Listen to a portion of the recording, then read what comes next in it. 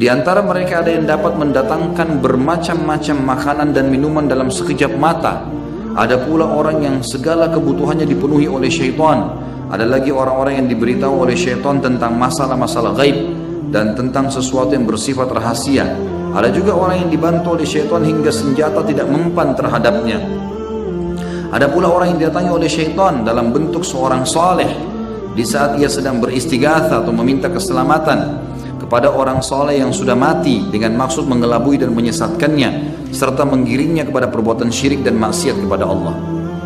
Jadi ini contoh-contoh saja. Ada seorang dukun dari Yaman taubat kepada Allah. Dia cerita dia sudah taubat, sekarang jadi dai. Dulu dukun. Dia cerita, waktu saya masih jadi dukun, saya dulu paling suka ya, menunjukkan kekuatan kalau saya kebal. Satu waktu, ini salah satu peruqyah pernah menceritakan masalah itu, salah seorang syekh di Saudi menceritakan tentang pengalaman dukun ini yang cerita pada dia. Tentu yang saya tonton adalah syekhnya dan bukan dukun yang sadar itu, tapi beliau mengatakan ini sudah sadar dan Allah sudah, semoga Allah terima taubatnya.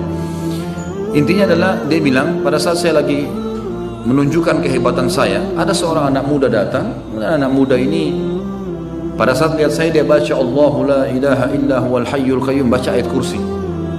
Dia bilang pada saat saya tusuk badan saya, tiba-tiba saja lubang masuk, kena, berdarah semuanya. Sampai dia bilang saya dirawat di rumah sakit 3 bulan. Dukunnya ini. Setelah saya mulai sadar, mulai agak pulih, saya panggil dengan mantra-mantra, setan-setan saya datang. Lalu saya bilang sama setan-setan, kalian kemana waktu itu? Kenapa bisa saya tembus nih? Lalu ya kisah nyata begini.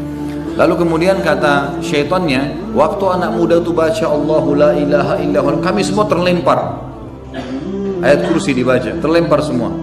Dia bilang waktu itu saya sakit hati sama anak muda ini, saya cari supaya dapat bagaimana caranya menyihir anak muda itu. Dia bilang kemudian saya cari tahu sampai saya dapat fotonya, dapat bajunya, lalu saya sihir. 3 tahun saya sihir nggak mempan-mempan. Terus saya cari tahu kenapa, apa kekuatannya orang ini.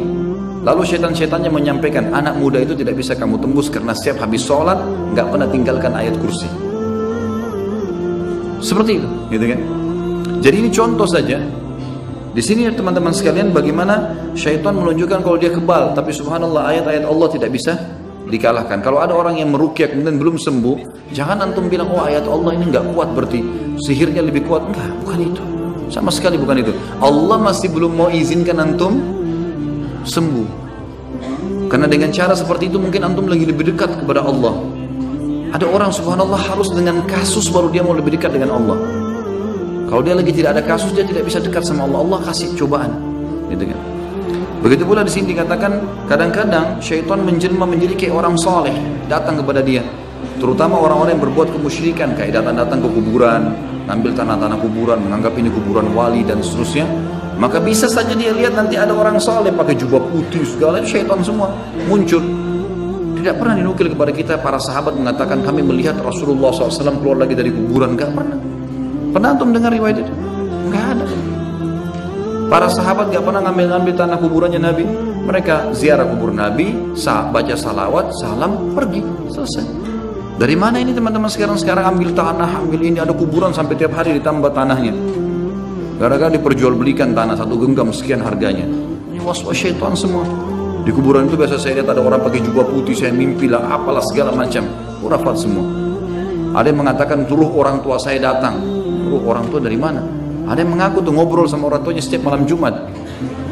Itu luar biasa itu. Nah, tidak pernah ada sahabat nukil ini kepada kita. Padahal ada Abu Bakar, ada Umar, mertua Nabi. Nggak pernah mereka nukil. Kenapa nggak dinukil kalau memang betul? Nggak ada sama sekali.